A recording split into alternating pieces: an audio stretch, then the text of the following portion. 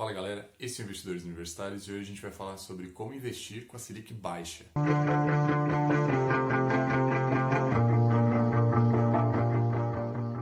E se você é novo aqui no canal, inscreva-se aqui e segue a gente lá no Instagram.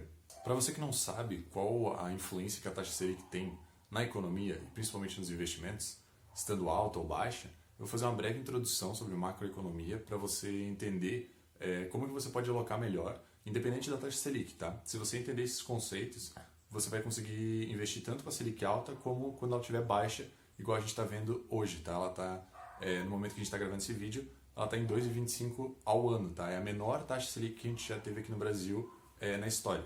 A taxa básica de juros, que é a taxa Selic, ela é uma das ferramentas que o Banco Central tem para poder exercer a política monetária do país, tá? Então, por via de regra, quando o Banco Central quer estimular a economia, quer que ela cresça, que é uma política monetária expansionista, ele vai reduzir a taxa de juros para que se torne mais fácil as pessoas pegarem empréstimo, consumirem, as empresas pegarem empréstimo e crescerem, e por aí vai. Mas então, se quando eles diminuem a taxa Selic, a economia começa a se expandir, por que eles simplesmente não jogam a taxa Selic para zero e festa para todo mundo? Bom, a questão é que não dá para fazer isso por causa de uma questão que é a inflação.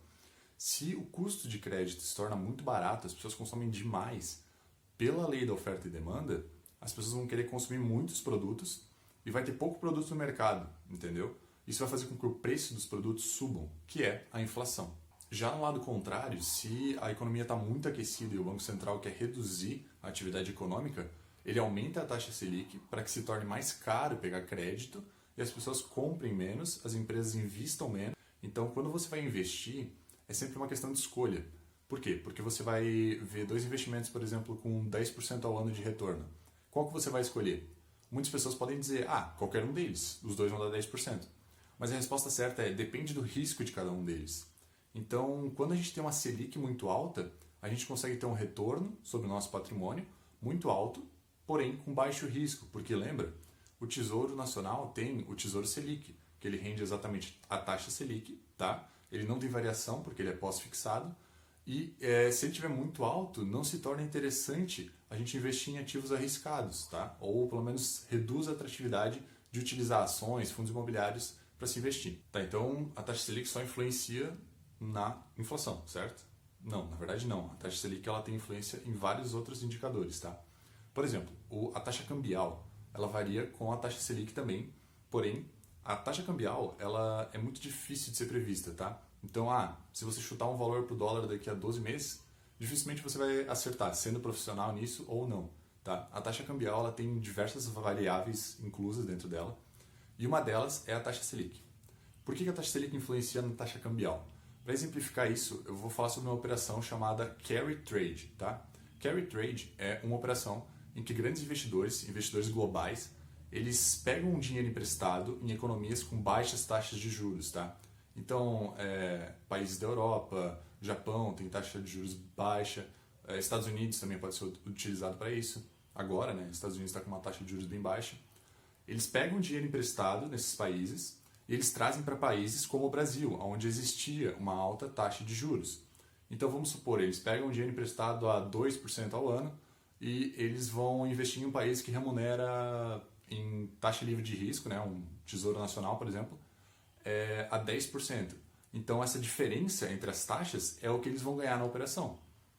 Conforme a taxa Selic vai caindo, essa operação se torna menos vantajosa, certo? Porque pensa, se lá fora eles estão pegando dinheiro emprestado a 2%, e aqui a taxa Selic estava em 10%, aí vai para 5%, 4%, 3%, e agora já tem 2%, cada vez se torna menos atrativo essa operação. Tá, mas se é uma operação de diferença de taxas, né? Você está pegando uma taxa maior e ganhando nesse spread, nessa diferença de taxas. Por que isso vai influenciar na taxa de câmbio? Então, isso acontece porque pensa que você é um investidor estrangeiro, um americano, por exemplo, e você pega dólares emprestados lá nos Estados Unidos para trazer para uma economia como a do Brasil e ganhar essa taxa extra. Você pegou dólares emprestados e quando você chegar aqui no Brasil, você tem que vender esses dólares, né, e transformar eles em reais, certo? Então você está vendendo dólar e comprando real. Isso faz com que, quando tem muita gente querendo vender um produto financeiro, ele vai acabar sendo reduzido de preço cada vez mais. E o inverso acontece se tiver muita gente querendo comprar aquele produto. Então, se tiver muita gente atrás, por exemplo, de álcool em gel, como a gente viu, o preço do álcool em gel vai subir. A questão é que essa questão de oferta e demanda vai fazer com que o dólar que está sendo vendido se reduza. Então, a nossa taxa de câmbio começa a cair, certo? E enquanto isso, o real começa a se valorizar perante o dólar, porque o dólar está sendo buscado para ser vendido e o real está querendo ser comprado. Por isso que é necessário ter esse balanço entre a taxa Selic e a inflação, tá? Conforme um vai subindo, o outro tem que ser elevado também. E o mesmo vale para... então se eles quiserem zerar a inflação, por que eles não jogam a taxa Selic lá em cima? Porque daí eles vão simplesmente parar com a economia. Se for muito caro pegar crédito, ninguém vai tentar pegar crédito para montar uma empresa, por exemplo.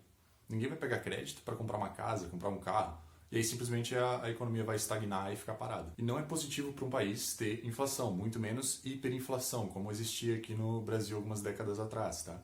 Por quê? O que acontece?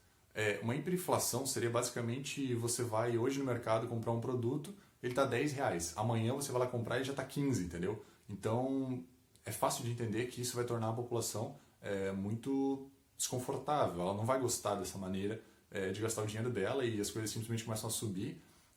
Os salários têm que ser alterados constantemente para poder acompanhar isso. Então a economia acaba se tornando um caos, entendeu? E aí beleza, ele vai deixar o dinheiro dele aqui dentro rendendo essa taxa de juros extra. Mas agora, o que acontece quando a taxa de juros dentro do país começa a ser reduzida? Bom, a taxa que vai Selic vai caindo. Isso vai perdendo a atratividade da operação, fazendo com que os investidores estrangeiros queiram trazer o dinheiro de volta para o país deles. Porque normalmente o país deles é mais seguro, certo? Entre Brasil e Estados Unidos, os Estados Unidos é um país, querendo ou não, mais seguro economicamente. Então, eles pegam esse dinheiro que estava alocado no Brasil e eles trazem de volta para os Estados Unidos. Como é que eles fazem isso? Fazendo o processo inverso da chegada aqui no Brasil. Então, eles vendem o real e compram o dólar, fazendo a pressão inversa. Agora o dólar vai se valorizar e o real vai se desvalorizar. Agora o Felipinho vai falar especificamente como que a gente pode cuidar dos nossos investimentos, como a gente faz para utilizar as classes de ativo diferentes em cada situação, em uma Selic alta quanto uma Selic baixa. Como o Nicão já disse, com a taxa Selic cada vez menor, a atratividade da renda fixa também vai ficando cada vez menor. E aí a gente precisa buscar outras alternativas fora da renda fixa, que também vai levar a gente a um risco maior. Mas tem gente aí que está falando que a renda fixa morreu. Será que isso é verdade mesmo? Na verdade não, porque a renda fixa sempre vai ter o papel dela na nossa carteira de investimentos.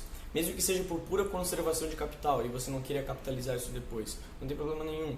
Por exemplo, seu fundo de emergência, você nunca, jamais vai colocar o seu fundo de emergência em renda variável, porque é muito arriscado. E também você não vai começar a investir sem um fundo de emergência, vai ser a primeira coisa que a gente vai fazer. Então, foca nele primeiro. A renda fixa vai ser a primeira coisa que você vai investir. Para a gente entender como a gente deve alocar o nosso capital, basta a gente traçar uma comparação com a taxa histórica de rentabilidade do Ibovespa e as taxas de renda fixa.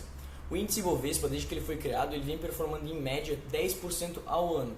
Ou seja, se você investir em ações, você muito provavelmente vai atingir algo próximo disso ali. Então 10% ao ano é um valor legal. Daí você vai me dizer, tá Felipe, mas a minha carteira rendeu 50% ano passado, 26%, 30%. Sim, isso pode acontecer e é muito massa que aconteça, porque vai te dar um boom bem grande. Mas você repetir isso por décadas seguidas, nem que você seja o Warren Buffett e tenha muita sorte, porque nem ele conseguiu. Então, a partir dessas comparações, fica muito mais fácil de a gente tomar decisões. Porque, por exemplo, se a média do mercado é 10% ao ano, você tem que tentar bater essa média. Então, se a taxa Selic tivesse mais alta, por exemplo, ou você achar um investimento de renda fixa que esteja ali parelho a esses 10%, é um investimento muito bom, porque é um investimento seguro, que vai ser muito tranquilo para você e que você ainda vai bater essa meta dos 10% que você normalmente conseguiria na renda variável, que também agrega muito mais risco para o seu capital. E galera, lembrando que é muito importante você alocar o seu capital em diversas áreas e diversos tipos de investimento, porque isso vai te ajudar a diluir o risco e ficar muito mais tranquilo para você, caso você tenha uma queda em algum deles. A gente já fez uma série aqui no canal falando sobre os tipos mais básicos de investimentos, então eu vou deixar o card aqui em cima, caso você não tenha visto, para você aprender um pouco sobre cada um deles. É muito importante você saber o que você tem para você poder escolher melhor, certo? E apesar de a taxa Selic ser muito boa para os investidores rentistas da renda fixa, como o Nicão já falou antes, uma taxa Selic baixa auxilia para o aumento da economia. Porque aí as pessoas vão investir mais em ações, essas empresas vão comprar mais coisas, vão consumir mais, vão poder pegar mais crédito em banco, ajudando outras empresas a crescer também, e aí vira um ciclo vicioso. Então, uma taxa Selic baixa sempre vai auxiliar no aumento e no crescimento das empresas, que eu acho, na minha opinião, que é o que a gente precisa no momento, certo? Galera, se você gostou do vídeo, por favor, deixa o gostei aqui embaixo, segue a gente lá no Instagram, se inscreve aqui no canal para não perder nosso conteúdo. Por favor, manda esse vídeo para aquele seu amigo que não entende nada de investimento, que acha que é um bicho de 7 cabeças. Com certeza não é, todo mundo pode aprender um pouquinho mais sempre sobre cada assunto, certo? Então, um grande abraço e até o próximo vídeo.